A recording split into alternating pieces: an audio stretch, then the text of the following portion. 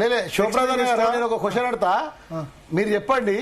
ఆ రోజు నవంబర్ 3వ తారీఖు ప్రెస్ మీట్ పెట్టారు కదా మీ ప్రగతి భవన్ లో. నేను అంటే నాకు మీ పార్టీ మీకు అందరికంటే మీకు తెలుసు, ఓకే, నాకు అందరికంటే ఎక్కువ మిత్రులు టీఆర్ఎస్ లో ఉన్నారు. నాకు ఏ పార్టీకి సంబంధించిన కాదు. ఇక్కడ నేను బీజేపీ వత్తాస్వక్త లేను, కాంగ్రెస్ కాదు, నేను టీఆర్ఎస్ కాదు, ఐఎమ్ న్యూట్రల్ పర్సన్. కానీ నవంబర్ 3వ తారీఖు పెట్టిన ప్రెస్ మీట్ లో అతను 28వ తారీఖు పొద్దున్నే టీవీలలో వాయిస్ ఎలా వచ్చాయి, ఎవరిచ్చారా లీకులు అందరు మీడియాకు. సెకండ్ నవంబర్ 3వ తారీఖు పెట్టిన ప్రెస్ మీట్ లో సీఎం కేసీఆర్ గారు ప్రెస్ మీట్ పెట్టి హరీష్ రావు అందరికి భోజనాలు పెట్టని చెప్పి ఓ 3 గంటల స్టోరీ చెప్తా అని చెప్పి మొత్తం పెట్టాడు. మోడీజీ ఆర్ అమిత్ షాజీ క్యావనా అని చెప్పి వాళ్ళ గురించి మాట్లాడాడు. అక్కడ ఈ తొందరపాటుతో ఆ సెంట్రల్ వాళ్ళని ఇరికించేద్దాం దాంట్లో మా యొక్క ఆడియోలు మా యొక్క వీడియోలు కూడా మొత్తం స్క్రీన్ పెట్టి వినిపించాడా లేదా మేము అడుగుతున్నాం. ఇప్పుడు మీరు టీఆర్ఎస్ పార్టీలో ఉన్నారు కాబట్టి మీరు చెప్పండి ఆన్సర్. ఆ ఆడియోలు ఆ వీడియోలు ఎక్కడి నుంచి వచ్చాయో చెప్తే చాలండి, అదొక్కటి చాలు మీకు. మీరు అదే అడ్వకేట్. విషయం ఏంటంటే నందకుమార్ గారు, మీరు స్టింగ్ ఆపరేషన్ కి ఫోన్ ట్యాపింగ్ కి డిఫరెన్స్ చేస్తలేరు. Sting operation is different. Sorry, మీరు చాలా పొరపాటు పడుతున్నారు. On the basis of tapping only sting operation was conducted. This was our plea before the court. Sorry. Video వాళ్ళిద్దరు సంభాషణ నందోము స్వామీజీ సంభాషణ ఎక్కడి నుంచి వచ్చింది? నందోము స్వామీజీ సంభాషణ స్టింగ్ ఆపరేషన్ కాదు కదా, ఫోన్ కదా అది. అక్కడ స్టింగ్ ఆపరేషన్ అంటే ఏంటిది? స్టింగ్ ఆపరేషన్ అంటే అన్న ఫామ్ హౌస్ లో కెమెరా, ఫామ్ హౌస్ లో ఆడియో రికార్డులు పెట్టారు, వీడియో రికార్డు పెట్టారు, అది స్టింగ్ ఆపరేషన్. కానీ నేను ఎవరెవరితో మాట్లాడుతున్నా, ఢిల్లీ సామితో మాట్లాడు. నేను స్పష్టంగా అడుగుతున్నా, మీరు ఉన్నారు కదా, దయచేసి మళ్ళీ మీరు నలుగురిని కొనుగోలు చేయాలని బేరం పెట్టిరా లేదా చెప్పండి. ఎక్కడ కొనుగోలు పెట్టామన్నా? జీ తెలుగు చెప్పండి న్యూస్ సాక్షిగా మీరు ఓపెన్ గా అన్ని మాట్లాడుతున్నారు కదా. మీకు గోడబారావు మీ ఎమ్మెల్యే కదన్నా, గోడబారావు ఎవరన్నా? గోడబారావు ఏం చెప్పింది మొన్న? నలుగురు ఎమ్మెల్యేలని బీఆర్ఎస్ ఎమ్మెల్యేని కొనుగోలు చేసే ప్రయత్నం చేస్తారా లేదా చెప్పండి. గోడబారావు ఏం చెప్పాడు మొన్న? అది చెప్తానే నేను చెప్తాను. నేను కొనుగోలు చేయడానికి నేనేమన్నా? నేను బీజేపీ ఉన్నా, ఆర్ఎస్ఎస్ ఉన్నా. మీరు బీజేపీ తరఫున అన్న ఇప్పుడు టీఆర్ఎస్ లో ఉన్నావు, నువ్వు నాకు రిలేటివ్ అవుతావు, నా ఫ్రెండ్ అవుతావు అన్న. నాకు ఈ పార్టీ నువ్వు రేపు పొద్దున అన్న నాకు ఈ పార్టీలో ఏం రావట్లేదు, ఏమి ఇవ్వట్లేదు, నేను చాలా డిసప్పాయింట్ గా ఉన్నా, ఇన్ని రోజులు కష్టపడుతున్నా అంటే నాకు ఉన్న పరిచయాలతో వేరే వాళ్ళకి పరిచయం చేపిస్తే అది కొనుగోలా? దాన్ని కొనుగోలుగా రంగు పూసిండ్రు. రంగు పూసి డబ్బులు మీద పరిచయం అంతే కదా. నేను రోహిత్ రెడ్డి గారు ఒక్కరినే పరిచయం చేశా రామచంద్ర భారతికి. ఎందుకంటే రోహిత్ రెడ్డి గారు నా పార్ట్నరు. నాకు బీజేపీకి వస్తానని బీజేపీకి వస్తాను ఆయన, ఎస్ వస్తానందుకే పరిచయం చేయించాను. నాకు ఆయన నేనేమన్నా ఈ పనులు చేయడానికి ఇంతకుముందు ఏమన్నా గవర్నమెంట్ పడగొట్టారా, లేకుంటే నేనేమన్నా రియల్ ఎస్టేట్ బ్రోకర్ దగ్గర డైరీలో రాసుకున్నాను కదా కొన్ని పేర్లు. అసలు విషయం చెప్పు. ఏ డైరీలో రాసుకున్నా? నువ్వు నాకు చెప్పినావు కదా, తర్వాత డైరీలో రాసుకున్న కొన్ని పేర్లు. లేదక్క, డైరీ అనేది మొత్తం దొరికింది వాళ్ళ దగ్గర ఉంది కదా లిస్టు. ఇప్పుడు 119 మంది ఉంటారు constituency. Rohit Reddy business partner అన్నారు. అవునండి, ఆయన వ్యతిరేకంగా చెప్పారు. రామచంద్ర భారతికి నేను పరిచయం చేశాను అంతే. తర్వాత ఆయన దొరికాడా దొరికిపెట్టాడా ఏం తెలియదు. తర్వాత ఇదంతా వీళ్ళంతా ప్రగతి భవన్లో ఆయన ఏ ఎమ్మెల్యేతో మాట్లాడారు నాకు తెలియదు. ఈ ఎమ్మెల్యే అందరినీ 15 రోజులు మీ పార్టీ ఆఫీస్ లో పెట్టుకునే మాట వాస్తవా కాదా? ఒకటే కొనుగోలు అనే ప్రక్రియలో కూడా డబ్బు అనేది ఎసెన్షియల్ థింగ్ అండి.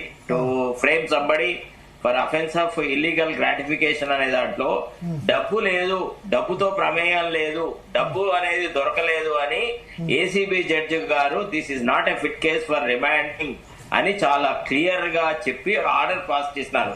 If you go through the order pass by the then ACB judge, you will know that it was all bloody fiasco, it was all a created story అని. నందు గారు చెప్తున్నారు, శరత్ గారేమో నందుకు అడ్వకేట్ కాక. నాకు అడ్వకేట్ కాదండి, శరత్ గారు నాకు అడ్వకేట్ కాదు. ఒక్కరోజు ఈ సందర్భంలో అడ్వకేసీ చేస్తున్నాడు. అడ్వకేసీ కాదండి, నేను ఆయనకు ముందే చెప్పినాను, నందకుమార్ గారికి ఫస్టే చెప్పినాను, ఈ కేసులో బలం లేదు, ఇది జరగదు, ఇది వేస్ట్, నీ డబ్బులు దండగా వద్దు, ఆల్రెడీ ఆర్థికమైన సమస్యల్లో ఉన్నావు. ఇంకా సార్ అంటే నా మీద పెట్టి నేను మీ దగ్గరికి వచ్చింది ఎందుకంటే నా మీద పెట్టిన అక్రమైన కేసు దగ్గుబాటి సురేష్ బాబు అండ్ వాళ్ళెవరు రాధాకిషన్ రావు అండ్ వెంకటేష్ హీరో అందరు కలిసి నా హోటల్ ధ్వంసం చేసి అక్రమైన కేసులు పెట్టారు. దీంట్లో నాకు అన్ని కేసులు కలిసి కాల్ చేయొచ్చు అని చెప్పి మీ దగ్గరికి వచ్చాను. మీరు చెప్పారు లేదమ్మా లేట్ అయిపోయింది, ఇప్పుడు మొదలై రావాల్సింది నువ్వు అని చెప్పావు. అది అయిపోయింది సార్. దాన్ని నేను అన్ని విధాలుగా ఆ కేసులన్నీ క్లోజ్ అయిపోయినాయి. నేను అడుగుతున్నా ఏంటంటే ఒకటే సార్, ఆడియోలు ఎట్టకేళ్ళు వచ్చాయి అని అడుగుతున్నా. శివప్రసాద్ గారు చెప్పాలి ఆడియోలు ఎక్కడికి వచ్చాయో, ఆ వీడియోలు ఆ మొయినాబాద్ కేసులో ఉన్న వీడియోలు ఎట్టకేళ్ళు వచ్చాయి. అసలు మీకు తెలుసా సార్ ఎఫ్ఐఆర్ అయ్యింది ఎక్కడ నుంచి వచ్చిన చెప్పిన స్టింగ్ ఆపరేషన్ చేస్తే వీడియో ఎక్కడ ఉండాలండి? వీడియోలు ఎక్కడ ఉండాలి? వీడియోలు ఎక్కడ ఉండాలి? వీడియోలు ఎక్కడ ఉండాలి చెప్పండి. అది మొయినాబాద్ కేసు సమాధానం ఇస్తాను వినండి. ఆ ఆడియోలు వీడియోలు అప్పటి ఇంటెలిజెన్స్ చీఫ్ ప్రభాకర్ రావు ద్వారానే కేసీఆర్ దగ్గరికి చేరుంటాయి. There is no other person who is accessible to CM. అసలు కేసీఆర్ ఆస్థానంలోనే ఈ ప్రభాకర్ రావు ఉండేవాడు. ముఖ్యమంత్రి రెసిడెన్స్ లోనే ఉండేది. ప్రభాకర్ రావు ఎన్నడూ ఆఫీస్కి వెళ్ళాడు, ఎప్పుడు ప్రగతి భవన్ లోనే ఉండేవాడు ప్రభాకర్ రావు అనే వ్యక్తి. కాబట్టి ప్రభాకర్ రావు యొక్క ప్రమేయంతోనే ఈ పని జరిగింది. He is the main culprit of all this. ఆయన రాధాకిషన్ రావు రాయించాడు సార్ అదే విషయం మొత్తం. అదే చెప్తున్నా నేను.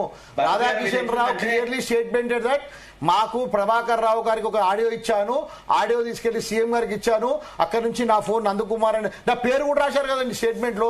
నందకుమార్ ఫోన్ ఇంటర్సెప్ట్ చేశాము, కెమెరాలు కొన్నాము, ఈ స్టింగ్ ఆపరేషన్ చేశాము, అన్ని చేశారు. కలిసింది వాళ్ళే, డబ్బులు అడిగింది వాళ్ళే, ఫామ్ హౌస్ కి పిలిచింది వాళ్ళే, కేసు పెట్టింది వాళ్ళే, అరెస్ట్ చేయించింది వాళ్ళే, కేసు ఇరికింది వాళ్ళే.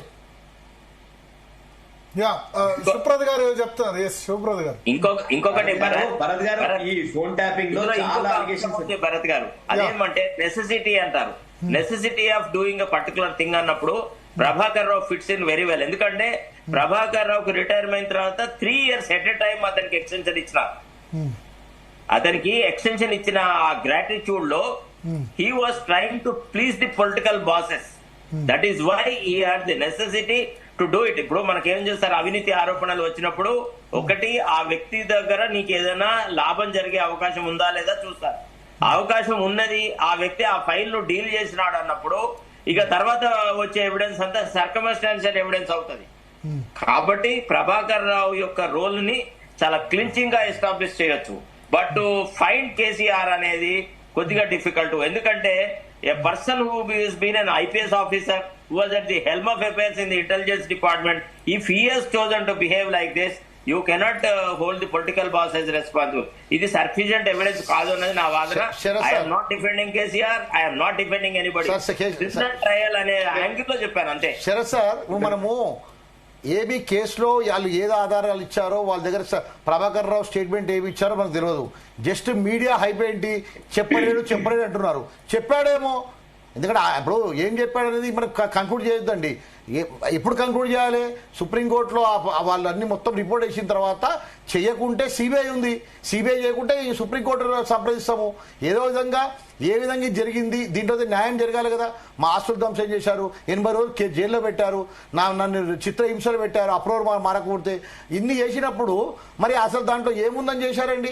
ఢిల్లీని ఇరికించడానికి ఢిల్లీ అండ్ వీళ్ళ ఫైట్ లో మాలాంటి అమాయకులను బలి చేశారనేది ఈ రోజు నా ఫైట్ అండి, అంతే, ఇంకేం లేదు. నాకు టీఆర్ఎస్ అంటే కోపం లేదు, అందరూ నాకు టీఆర్ఎస్ వల్ల ఎక్కువ. మిమ్మల్ని అనవసరంగా విక్టిమైజ్ చేసినారు అనే విషయంలో డౌట్ ఏ లేదు. రోహిత్ రెడ్డి మీ బిజినెస్ పార్ట్నర్ కదా, పైలట్ రోహిత్ రెడ్డి. మరి ఆయనే మీరు ఆయన ద్వారా మీరు ఎంతమంది ఎమ్మెల్యేలు వస్తారని చెప్పి మీరు చేశారని ఆయన చెప్పారు. ఆయన ప్రెస్ మీట్ లో చెప్పారు. ఆయన కేసీఆర్ పక్క నుండి చెప్పారు. మరి ఆయన ప్రెస్ మీట్ లో అడగలేదా ఈ ఫోన్ మరి రికార్డింగ్ చేశారని చెప్పాడు కదా, నేనే తీసుకెళ్లి సీఎం గారికి ఇచ్చానని చెప్పాడు. మరి నందకుమార్ సింహాజీ మాట్లాడితే, నందకుమార్ రామచంద్ర భారతి మాట్లాడితే ఆ ఫోన్లు కూడా రోహిత్ రెడ్డి గారు ఎట్లా ఇస్తారండి? ఆ క్వశ్చన్ మరి ఇంతవరకు ఎందుకు మీడియా అడగలేదండి? మెయిన్ స్ట్రీమ్ మీడియా మొత్తం ప్రగతి భవన్ లో కూర్చుంది కదా, ఆ రోజు అడగాల్సిన క్వశ్చన్ ఎవరికి ఐడియా రాలేదా? మీకు వ్యతిరేకంగా ఎందుకైనారు పైలట్ రోహిత్ రెడ్డి? ఆయన ఎందుకంటే ఫోన్ ట్యాపింగ్ అనేది ఆల్రెడీ అందరు ఎమ్మెల్యే మీద జరుగుతుంది. ఆ క్రమంలోనే నేను రోహిత్ రెడ్డి గారు మాట్లాడుతున్న కన్వర్సేషన్ ఈ సీట్ ఎవరు ఎస్ఐబి వాళ్ళు విన్నారు. ఇని ఏదో డౌట్ గా అనిపించి వాళ్ళు తీసుకెళ్లి సీఎం గారికి చెప్పారు, సార్ ఈ విధంగా నందకుమార్ అండ్ రోహిత్ రెడ్డి గారు మాట్లాడుకుంటున్నారు ఏదో అని చెప్పి. ఎందుకంటే అప్పటికే ఈ మహేందర్ రెడ్డి గారికి రోహిత్ రెడ్డి గారికి పార్టీలో పోటీ ఉంది, ఎవరో ఒకరు బీజేపీలోకి వెళ్ళాలనే దాంట్లో ఉన్నారు. సో ఇది తీసుకెళ్లి ఈ కేసుని తీసుకెళ్లి అక్కడ పెట్టినప్పుడు ఎవరు మాట్లాడుతున్నారు? నందకుమార్ మాట్లాడుతున్నాడు. అప్పుడు నందకుమార్ ఫోన్ కూడా ట్యాప్ చేయమని చెప్పారు. నందకుమార్ ఫోన్ ట్యాప్ చేసినప్పుడు అక్కడ రామచంద్ర భారతి, సింహయాజీ, ఇంకొకరు మాట్లాడేది దొరికింది. కానీ రోహిత్ రెడ్డి గారు వేరే ఎవరు ఏ ఎమ్మెల్యేతో మాట్లాడిన సంగతి నాకు తెలియదు. ఫామ్ హౌస్కి వచ్చే వరకు మాకు అసలు ఎమ్మెల్యేలు వస్తున్న సంగతి కూడా తెలియదండి. తర్వాత గోడవాళ్ళ క్లియర్ గా చెప్పాడు కదా, మాకు అసలు చెప్పాడని అక్కడ వెళ్ళాము మాట్లాడొచ్చామని చెప్పి. ఇంకొకటి భరత్ గారు ఓన్లీ పైలట్ రవిత్ రెడ్డిని రమ్మన్నాడు కాదండి, జస్ట్ నాకు పరిచయం చేయంటే పరిచయం చేయించాను అంతే. నేను చేసిన farm house pilot Reddy sir. ఇంకొక విషయం, ఇక్కడ అన్ని విషయాలు చెప్తున్నారు. అన్ని గవర్నమెంట్లు చేస్తాయి అంటారు కదండి. అన్ని గవర్నమెంట్ దేనికి చేస్తాయి? అన్ని గవర్నమెంట్ సంబంధించిన మావోయిస్టు వాళ్ళు చేస్తాయి కదా. ఇక్కడ ఇప్పుడు ఇంకొక కోణం ఎవరు ఆలోచిస్తలేరు. ఇజ్రాయిల్ నుంచి తెప్పించిన ఇన్స్ట్రుమెంట్ ఎక్కడ పెట్టిర్రు అంటే గవర్నమెంట్ సంబంధించిన ఇన్స్ట్రుమెంట్స్ వేరు, ఇజ్రాయిల్ తెప్పించిన ఇన్స్ట్రుమెంట్స్ వేరు. మేమేమంటున్నామంటే మా ఫోన్లన్నీ ఇజ్రాయిల్కి సంబంధించిన ఫోన్లు ఇజ్రాయిల్కి తెప్పించిన ఇన్స్ట్రుమెంట్ తో చేశారు. ఎందుకంటే ఇక్కడ ఉన్న గవర్నమెంట్ లో ఉన్న దాంట్లో వాట్సాప్ కాలో కానీ ఫేస్ టైం కాలో చేయడానికి వీల్లేదు. ఇజ్రాయిల్ నుంచి తెప్పించిన మిక్సర్లోనే అలాంటి టెక్నాలజీ ఉంటుంది. వీళ్ళు సొంతంగా ట్యాపింగ్ చేశారన్నదే నా అభియోగం అండి. కావాలంటే మీరు ఎంక్వైరీ చేసుకోండి. ఓకే, రామారావు గారు ఎందుకు ఇంత ఉదాసీనత?